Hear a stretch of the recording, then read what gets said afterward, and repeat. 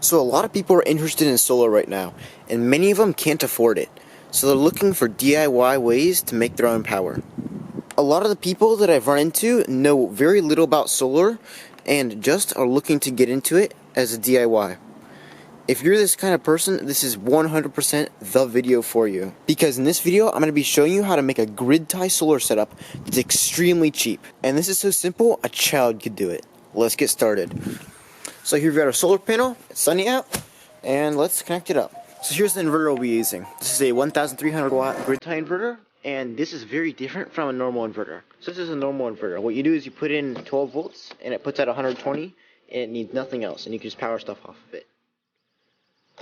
But a grid tie actually matches up the sine wave with the grid and will feed energy back into the grid, but it will not make power on its own.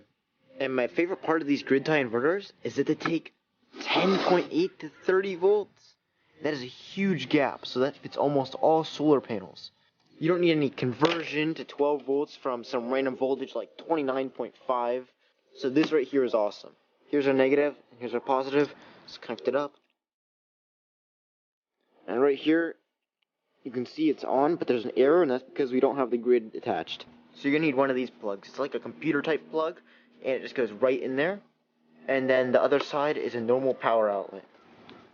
So this is what the other side looks like. I have it connected to a kilowatt meter, so I can measure how much output I'm actually getting from this thing right here.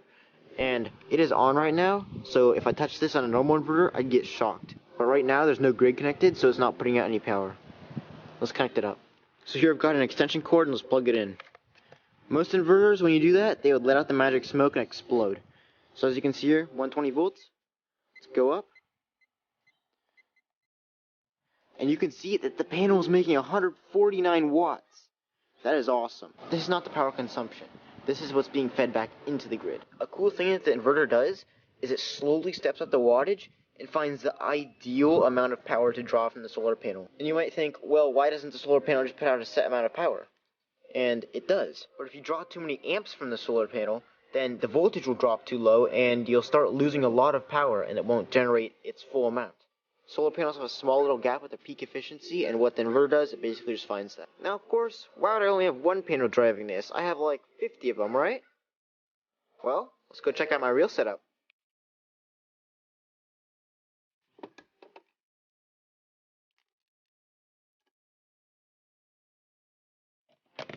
$550 watts. So you might be wondering what this tube is for. And this is actually for the exhaust. This inverter heats up a ton because it's converting all its energy. So it has a fan here and a fan out here. And what I've done is I've basically just taken a piece of foam and put it on the output fan so it blows the hot air outside. Because when it's summer, why would you want heat inside the house? And under here, I do have quite a few batteries. I've got some lead acid 12 volt ones mixed with some lithium ones, and this is a big no-no for some people because they think that the lithium ones are going to explode or something like that, but really you're just not going to be able to charge them full power. And these things are completely protected with a BMS and everything, so basically nothing's going to happen. And these are what I clamp the small battery terminals to at night, so I can get power from these, which are actually charging off a really small solar panel out here. And this is just a 20 watt solar panel. So yes, solar is super easy and cheap, especially if you do it DIY. You got your panels here, which cost 20 bucks a panel. I got lucky, but you can probably find them for 100 bucks a panel brand new on Amazon or eBay or something like that. And this thing was only about 100 bucks. So for 200 bucks, you could have a 100 watt helping load on your grid, and it will not go negative as long as you use more than 100 watts continuously, which we do. So that's not really an issue for us. Hope you liked the video. I'll see you guys next time. Shit.